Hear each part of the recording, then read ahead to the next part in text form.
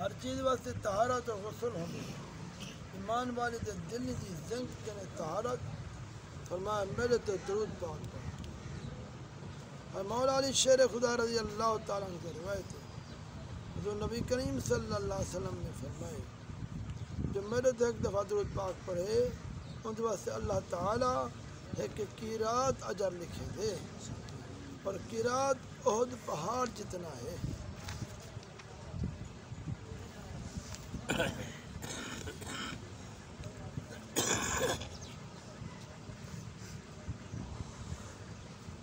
بسم اللہ الرحمن الرحیم ایک نیا شاہ توکل رحمت اللہ علیہ فرمندن اثر ہمیشہ معمول ہا اشاد وقت درود پاک دا دو تسبیح پڑھتے سمجھے اتفاق ہے کہ ناغا ہو گئے اسا وضو کرندے ڈٹھے فرشتے بہت سارے خوش الہانی دنال حضور نبی کریم صلی اللہ علیہ وسلم دی نعت پہ پڑھدا تعریف پہ کرنا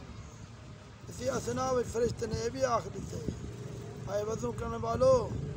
دو تسبیح درود پاک دی پڑھ کی دی کرو ناغا نہ کی تا حضرت ابو الحسن بغدادی نے ابن حامد رحمت اللہ علیہ کو ان وفات بعد عالم رویت لٹھا دریافت کی تھے اللہ تعالیٰ نے اپنے نال کیا سلوک کی تھے اللہ کے میں کو بخش دیتے میرے در رحم فرمائے والا ابو الحسن بغدادی نے آکے مجھے انجام اللہ سو کہتے سبب میں جنتی ہو ونا ابن حامد نے فرمایا 1000 رکعت نفل پڑھ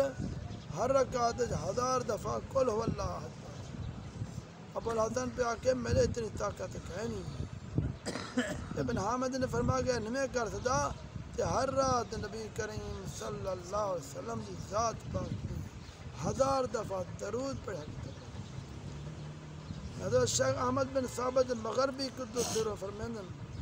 ماں جو درود پاک جب پاکستانی چھن ان میں جو ایک جو میرا ایک دوست فوت ہو گئے ماں دے احوال دریافت کی تن تو وہاں کہ اللہ تعالیٰ نے میرے در رحم فرمائے اپنے فضل نال عزت اکرام عطا کی تھی اور میں پوچھے بھائی